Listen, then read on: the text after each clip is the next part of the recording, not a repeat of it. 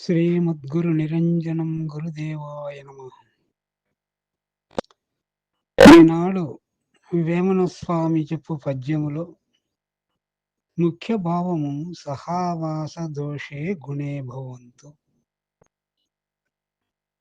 అనే దాని మర్మాన్ని చెప్తున్నాడు.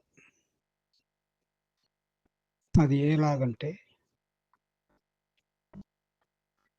సజ్జనముల చెలిమి సజ్జనముల చెలిమి జాలింపగారాదు, ప్రకృతి నెరుగకున్న భక్తి లేదు. వలవలెట్టి రీతి భక్తి నిల్పుదురయా, ఫలవలెట్టి రీతి భక్తి నిల్పుదురయా, ఈశ్వరాభిరామ వినురవేమా.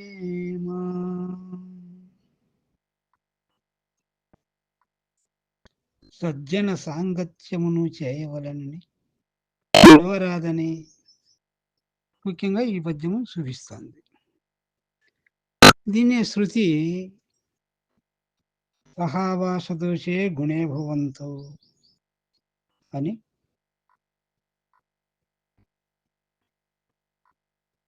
సాధూనాం దర్శనం పుణ్యం, స్పర్శనం పాపనాశనం, కీర్తనం సర్వతీర్థానాం, వందనం మోక్షదాయకం అనే శృతి కూడా చెప్తుంది. దానే శంకరులు సత్సంగత్వే నిస్సంగత్వం, నిస్సంగత్వే నిర్మోహకత్వం, నిర్మోహకత్వే నిశ్చలతత్వం, నిశ్చలతత్వే జీవన్ముక్తి, భజగోవిందం భజగోవిందం అని శంకరులు చెప్పినారు. కాబట్టి సత్సంగం అనేటువంటిది చాలా ముఖ్యమైంది. దీనినే భాగవతంలో హరి నెరుగనియా బాలుడు హరిదాసులతో నుగూడి హరియను వాడు, సరి అయి దురితములడుతురు కరువలితో అగ్ని కణము కాల్చిన భంగిన్ అని చెప్తున్నాడు. ఎలాగంటే, సజ్జన సాంగత్యం వలన జన్మ పావనం. ఏ సజ్జనుడి పరిపూర్ణ జనులు సద్గురువులు. నారాయణ చతురం కూడా చెప్తుంది, ఎంత పాపాత్ముడైనా మేము దరచి కృతకృత్యుడవును పుడమి, ఎంత పరుషము సోకిన లోకంబు క్షేమమౌ నారాయణ. ఇనుము అట్లే భూమిలో ఉంటే త్రుప్పు బట్టి నాశనమవుతుంది. పరశువేదిని తాకినట్లయితే బంగారమే ఎన్ని రోజుల భూమిలోనే చెడదు. అట్లా ఆ విధంగా కందార్థం చెప్తుంది. చాలా గొప్పతనం ఉంది సజ్జన సాంగత్యానికి. అందమగు స్వాతి వర్షపు బిందువులెందెందుబడునో పృథ్విని, తద్బిందువులు పాదివశమును చందును తగునామ రూప శ్రేష్టాధికమును. అట్లనే నీవు చెందేవన్నీయును మందితో జతగూడి మాట్లాడినంతలో, అందుకే సహవాస మరియుము తగుదాన్ని శ్రేష్టాధికమును. అందరికీ తెలుసు, స్వాతి వర్ష బిందువే సముద్రం ముత్యం మీద చిప్పల పడితే ముత్యం అవుతుంది. సముద్రంలో పడింది ఉప్పు నీళ్ళు అవుతుంది, కుంటల్లో పడింది మంచినీళ్ళు అవుతుంది, ఉప్పు నీళ్ళలో పడింది ఉప్పు నీరు అవుతుంది, షేట్ కాలువలో పడింది అది పాడైపోతుంది. బిందువేమో ఒకటే కానీ ఉపాధులు అనుసరించి దాని గుణం మార్చుకుంటుంది. కాబట్టి నువ్వు కూడా తగమైనటువంటి స్నేహం చేసి పరిపూర్ణత నందు అని చెప్తున్నాడు. దీనే బృహద్భాష్ట సిద్ధాంతంలో బంగారం మూట కట్టుకొని పోయేవానెమ్మడి లేశమైన బంగారు లేనివాడు కూడా పోతే వానికి భయమే, లేని వానికి కూడా భయమే. అంటే ఉన్నవారి సహవాసం కొద్దీ. నత్తివారి సహవాసం చేస్తే నత్తి పడతది. మూగివాని సహవాసం చేస్తే మూగి పడుతుంది. కాబట్టి భద్రం జాగ్రత్త. ఏ సహవాసం చేస్తావో, ఆ పరిపూర్ణ సహవాసం చేస్తే నీవు కూడా పరిపూర్ణమవుతావు అని చెప్తా.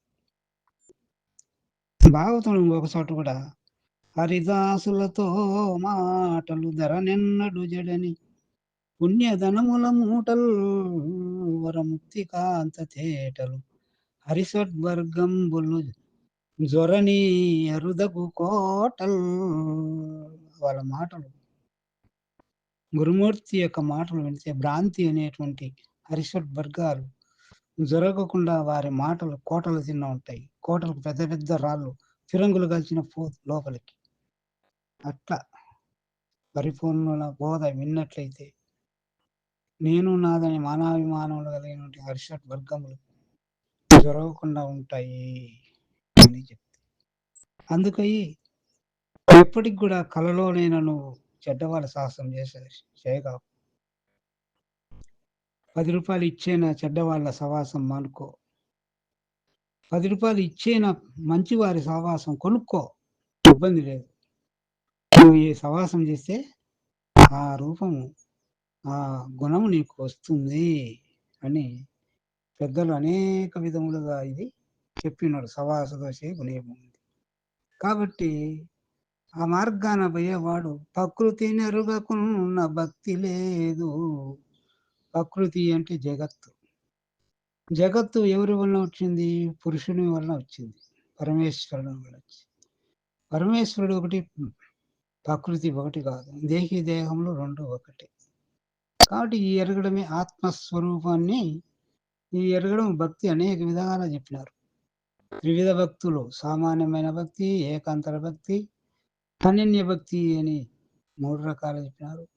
భాగవతంలో 9 రకాలు చెప్పినారు. నవవిధ భక్తులు చెప్పినారు. కాబట్టి ఈ భక్తులు ఈ భక్తి లేకుంటే కుదరదు. ఈ భక్తి ద్వారానే ఆ పరిపూర్ణాన్ని చెందాల. ఇది గురుభక్తి. అన్యోన్య భక్తే గురుభక్తి. ఈ దీంట్లో ఎరక్కునంటే, కాబట్టి అన్యోన్య భక్తి అయిన గురుభక్తిని చతుర్విధ శుశ్రూషలు చేసి గురుభక్తి చేత ఈ అహంకారాన్ని దాటాల. ప్రకృతి పుష్పం దాటితే సరిపోతుంది. కాబట్టి ఈ మార్గము పలవలెట్టి రీతి భక్తి నిల్పుదురయా.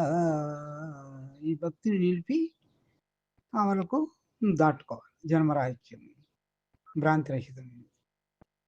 పలవలు బంధింపబడినటువంటి వారు, కర్మచేత బంధింపబడినటువంటి వారు పలవలు. ఇటువంటి వారు ఈ భక్తిని నిలుపలేరు. వాళ్ళకు ఆ దావన చూడలేరు. ఆ సజ్జన సాంగత్యం అనేది వాళ్ళకు కాబట్టి గోడ యొక్క సహాయం చేత నదిని దాటినట్టుగా ఇక్కడ సజ్జనులు అనేటువంటి సజ్జన స్వరూపమైన గురుమూర్తిని ఆశ్రయించి మరణ జనన ప్రవాహను దాటవచ్చు అనేటువంటిది ఆ గురుమూర్తి చెలిమి, స్నేహము, ఆ కృపా విశేషము పొందాల అనేటువంటిది చక్కగా వివరించి చెప్పాడు వేమన స్వామి.